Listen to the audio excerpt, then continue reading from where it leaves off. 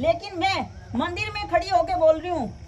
मैं, और नेम भी कर दिया था मैंने माता के आगे उनके सामने भी, मैं मेरे पास कोई पैसा नहीं बचा है, मैं 4 लाख रुपए कर्जा सिर करके आई हूँ वहां से,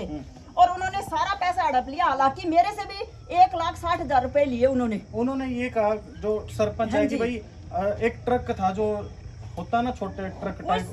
वो खोलवाना चाहते थे, आपने खोलने से मना कर दिया, उसमें लाखों रुपए थी।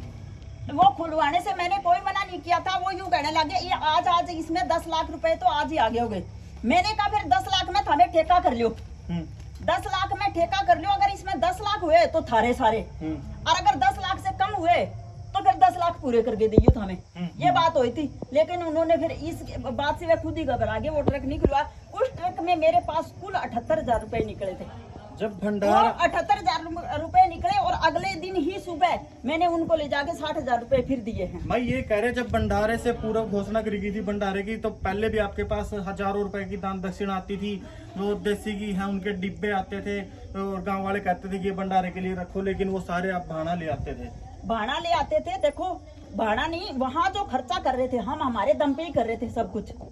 जो भी भगत जगत आ रहे थे, चाय दूध सब कुछ हमारा जो भी आता था हमारे पल्ले से आता था। हम 4-5 हजार रुपए का डेली जो खर्चा होता था वो हमारे पल्ले से ही होता था। तो जब सारा काम जब हम अपने दम पे कर रहे हैं, तो वो पैसा रखने का हक किसका था पहले तो ये खुद ही बताओ। तो फिर आपका ही अगर खर्चा आप कर रहे हो तो खर्चा हम कर रहे हैं तो हमारा हक था। फिर यहाँ आके मैंने जागरण और भंडारा यहाँ किया, तो मैं अलग से कहां से करूंगी ये बताओ, मेरा हक था या नहीं था ये बताओ,